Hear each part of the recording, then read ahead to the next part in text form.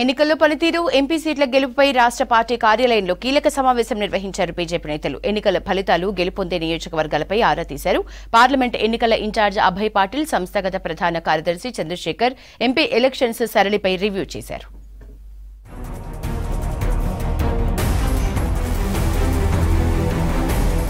Parliament ఎన్నికల సరళిపై review చేశారు BJP నేతలు. ఎన్నికల ఫలితాలు, గెలుపొందే నియోజకవర్గాలపై ఆరా తీశారు నేతలు. హైదరాబాద్ రాష్ట్ర పార్టీ కార్యాలయంలో కీలక సమావేశం నిర్వహించారు బీజేపీ నేతలు. సమావేశంలో పార్లమెంట్ ఎన్నికల ఇన్ఛార్జ్ అభయ్ పాటిల్, సంస్థాగత ప్రధాన కార్యదర్శి చంద్రశేఖర్ తో పాటు ఎన్నికల మేనేజ్మెంట్ కమిటీ, పార్లమెంట్ ఎన్నికల ఇన్ఛార్జీలు, బీజేపీ ఎంపీ అభ్యర్థులు పాల్గొన్నారు. మోదీ వేవ్తో రాష్ట్రంలో మొదటి స్థానంలో ఉంటామని ధీమా వ్యక్తం చేశారు నేతలు. ఎన్నికల్లో పనితీరు, ఎన్ని ఎంపీ సీట్లు గెలుస్తామనే దానిపై ఎన్నికల ఇన్ఛార్జ్ అభయ్ పాటిల్ పార్టీ శ్రేణుల్ని అడిగి తెలుసుకున్నారు.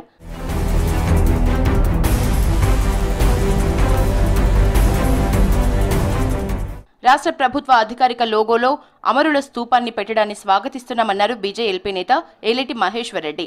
అమరుల త్యాగాలకు స్ఫూర్తిగా స్తూపాన్ని పెట్టాలన్నారు. చిహ్నంలో చార్మినార్ను తొలగించాలని సూచించారు.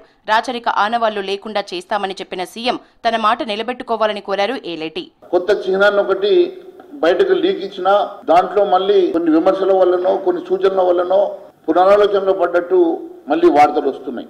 రిలీజ్ చేస్తామనుకున్నటువంటి రాష్ట్ర ప్రభుత్వం కేవలం గీతాన్ని మాత్రమే రిలీజ్ చేస్తూ చిహ్నాన్ని పెండింగ్లో పెడుతున్నట్టుగా మాకు కొన్ని వార్తలు వస్తున్నాయి.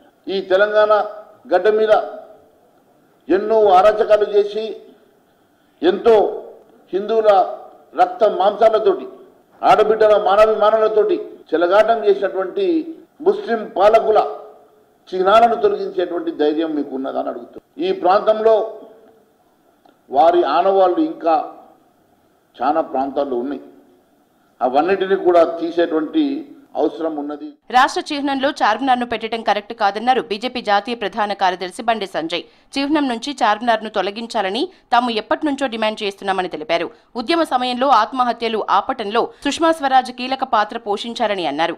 ఆవిర్భావ వేడుకలకు సోనియాను ఆహ్వానించిన కాంగ్రెస్ బిల్లును ఆమోదింపచేయడంలో కీ రోల్ పోషించిన బీజేపీ నేతల్ని ఎందుకు విస్మరించిందని ప్రశ్నించారు సంజయ్. కాంగ్రెస్ పార్టీ యొక్క నిర్లక్ష్యాన్ని వ్యతిరేకిస్తూ పార్లమెంటు సాక్షిగా మా నేత వాళ్ళ తెలంగాణ ఆడబిడ్డగా భావించే, తెలంగాణ ప్రజలు ఆడబిడ్డగా భావించినటువంటి సుష్మా స్వరాజ్ గారు తెలంగాణలో జరుగుతున్న ఆత్మహత్యలను ఆపే విధంగా వాళ్ళు కూడా భరోసా నింపే ప్రయత్నం చేయడము, అప్పుడు జాతీయ అధ్యక్షుడు, భారతీయ జనతా పార్టీ జాతీయ అధ్యక్షుడు అయినటువంటి రాజ్నాథ్ సింగ్ గారు వారి నేతృత్వంలో భారతీయ జనతా పార్టీ తెలంగాణకు అనుకూలంగా ప్రకటనలు ఇవ్వడము, భారతీయ జనతా పార్టీ మద్దతుతోనే తెలంగాణ రాష్ట్రం ఏర్పడిందన్న విషయాన్ని తెలంగాణ ప్రజలు గుర్తుంచుకుంటున్నారు.